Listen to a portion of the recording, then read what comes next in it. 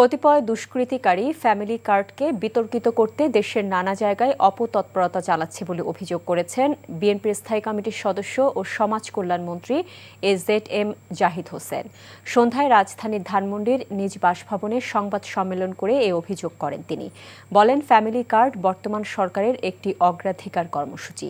এটি বাস্তবায়নে সরকার বদ্ধপরিকর।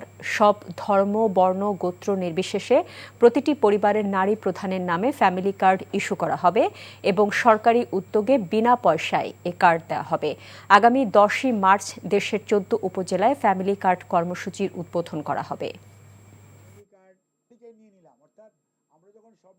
কোনো একটা মহল থেকে এই ফ্যামিলি কার্ডকে বিতর্কিত করার চেষ্টা করা হচ্ছে।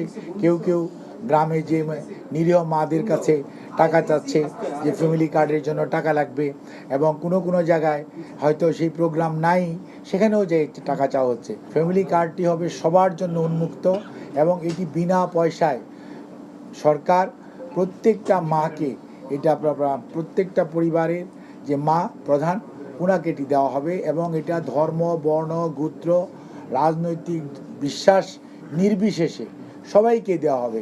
এখানে কোনো পার্সুয়েশন অর্থাৎ কোনো ধরনের তদবিরের কোনো প্রয়োজন নাই।